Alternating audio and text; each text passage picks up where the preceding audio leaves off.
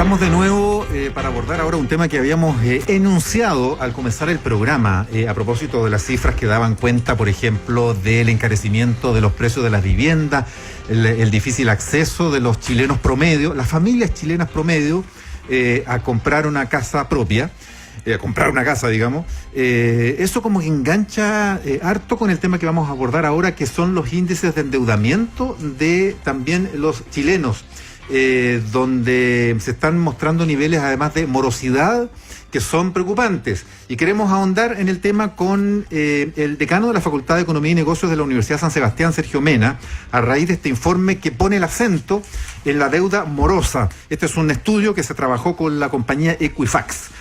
Profesor Mena, bienvenido una vez más a ADN Hoy. Buenos días. ¿Qué tal? Muchas gracias. Bueno, se habla, ¿no es cierto?, de un alza interanual del 12,1% y de que esta deuda tendría o alcanzaría un promedio de 1.800.000 y tantos pesos a junio de este año. Yo quisiera preguntarle, ¿es preocupante esto?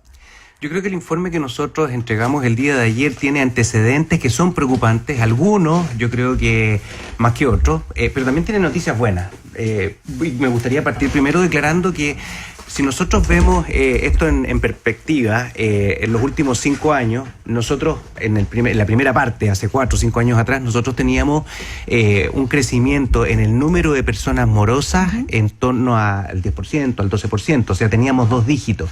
Y hoy vemos que en el último año la cantidad de morosos creció solo en un 2.3%, y el año pasado fue en un 2.8%, o sea, podríamos decir que la cantidad de personas morosas no ha aumentado.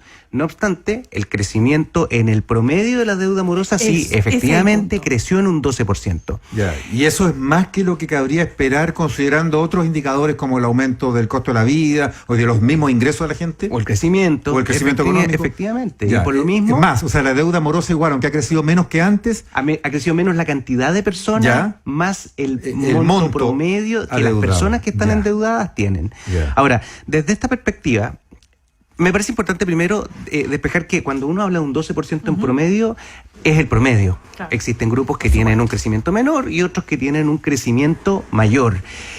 También cuando nosotros analizamos esto por segmento etario, también tiene algunas diferencias. Y yo aquí quisiera primero reforzar un tema que es importante. La nota dice... 1/3 de las personas mayores de 18 años tiene deuda morosa.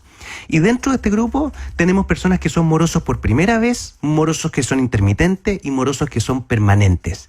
Los morosos permanentes, que son las personas que ya están en más de 2 periodos, o sea, llevan más de 2 años en esta condición, alcanzan el 75% de ese grupo. O sea, 3 de cada 4 personas del grupo de personas morosas, que es 1 de cada 3 chilenos, está en esta condición y les es difícil salir. Claro, porque ese es el punto. Y ahí la cantidad de gente en DICOM, porque la morosidad lleva directamente a DICOM, ¿no?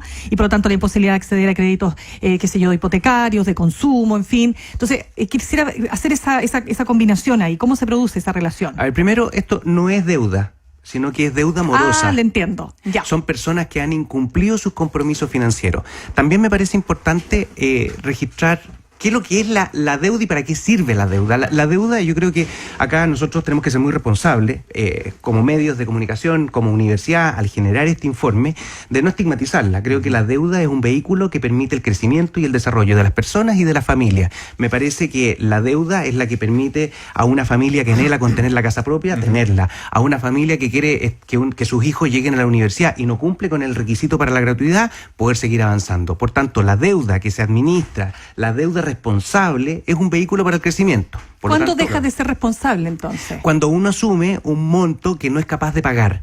Ahora, muchas veces uno puede tener un comportamiento de pago súper responsable, pero surgen contingencias que hacen que esto cambie. Una enfermedad, un familiar, claro, un accidente, un siniestro, y por lo tanto, en ese minuto... Se posterga el pago de ciertas cuotas ahí. Uno se posterga y ahí es donde uno entra el problema. Porque lo que yo mencionaba, esto del 75% de las personas con morosidad son morosos permanentes, son personas que a propósito de una contingencia pueden haber entrado en esta condición y de ahí el tema o el camino para la regularización es más complejo. Ya, ahí es interesante entrar en el componente de esa deuda, porque justamente usted menciona, señor Mena, ahí la deuda hipotecaria o la deuda en la cual se incurre para financiar estudios superiores, por ejemplo.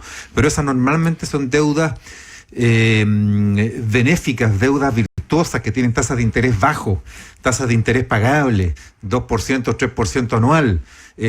No son las deudas de las casas comerciales o de los créditos comerciales de los bancos que tienen tasas de 2 dígitos, de 20 y tanto, de 30 y tanto, a veces de 40 y tanto % anual. Entonces, ¿cuáles son las que primero se sacrifican y en las que se cae en morosidad? Uno diría, bueno, la gente cuida de seguir pagando el dividendo de la casa, pero deja de pagar la casa comercial. ¿Es así o no? Primero, quiero referirme al monto o a la cantidad de morosos. Primero, el 57% del monto moroso está en la banca. Uh-huh. Y el 25% del monto de la deuda está en el retail. Ya. Ese es el monto. Pero la cantidad de personas, aquí las proporciones se invierten. Sí. Y el 40% de las personas tiene deuda en el retail. Morosa. Ya. Y ahí, obviamente... O sea, ahí está, que es la más cara. Y que es terrible porque dejar de pagarla más se encarece todavía.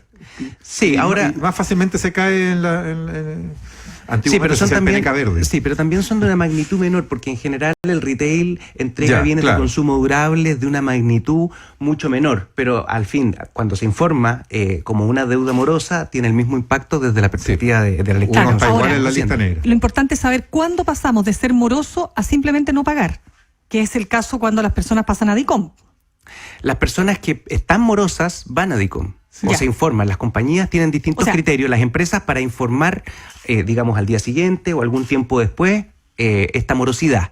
Perfecto. Entonces los morosos de los que estamos hablando están en DICOM hoy día. Están efectivamente informados a Equifax y esa cantidad de personas, yo tengo entendido que son algo así como unos 4 millones. 4.5 millones de personas. Y eso no parece tremendo, digamos, eso sí que parece preocupante. Sí, pero nosotros, esta es la versión número 25 del informe. Nosotros tenemos un acuerdo con Equifax, como Universidad de San Sebastián, que data desde el año 2011, y hemos venido construyendo informes en forma sistemática, y hemos medido esto. Lo que pasa es que probablemente no lo habíamos observado desde esta perspectiva. Los 4.5 millones, el año pasado eran 4.4 millones. Claro, y eso no está creciendo tanto, pero sí el monto. Sí, el monto promedio, que crece de nuevo, que lo explica los morosos permanentes, que son los que entran en este claro, grupo. Lo que pasa es que estoy pensando, que estamos conversando a esta hora con el decano de la Facultad de Economía y Negocios de la Universidad de San Sebastián, Sergio Mena.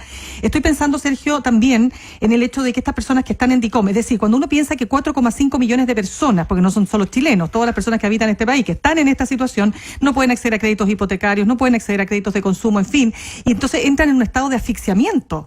Entonces, por eso digo que hay que poner el acento ahí, lo preocupante que significa que en un país de 17 millones de habitantes, 4,5 estén en DICOM.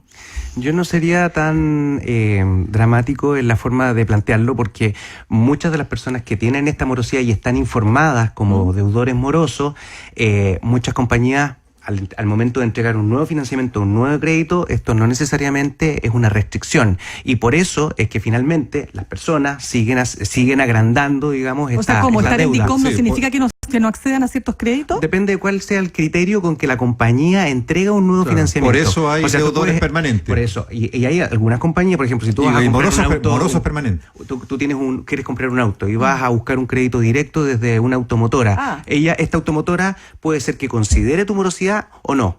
Perfecto, lo que me parece súper delicado también. Claro, porque retroalimentan el problema y generan esta figura que usted mencionaba antes, la de los morosos permanentes. Exactamente. Claro. Ahora, nosotros tenemos también una responsabilidad, porque si vamos ya al punto de cómo salimos de esto, o sea, yo creo que el primer paso es tener un comportamiento moderado, responsable, y tratar de tener ciertas holguras, ahorro o espacio que te permita absorber ciertas contingencias. Pero puede ocurrir que una persona, teniendo todas estas consideraciones, de todas formas caiga en esta condición de morosidad. Y ahí la recomendación es que las personas puedan, por ejemplo, buscar alguna alternativa de reestructuración de pago, que en el fondo pueda consolidar todos los pagos que tiene en el corto plazo para que no caiga en esta sensación de asfixia que se mencionaba recién, y pueda asumir un comportamiento de pago acorde a sus ingresos que genere. ¿Y la bancarrota personal es una alternativa? Es una alternativa. Nosotros tenemos registro que aproximadamente 300.000 personas cumplirían con este requisito y efectivamente uno puede acceder cumpliendo los requisitos que establece la ley de insolvencia y reemprendimiento. Lo que pero no borra, como la ley de quiebra. Claro, que no borra la deuda. La deuda sigue existiendo, claro, pero limpia los papeles. Permite gestionarla y tener un nuevo comienzo. Permite gestionarla. Un fresh start, dicen los gringos. Sí. Solo para cerrar, no olvidar que la deuda del retail tiene un componente que es mucho más delicado. La gente se está endeudando para comprar comida.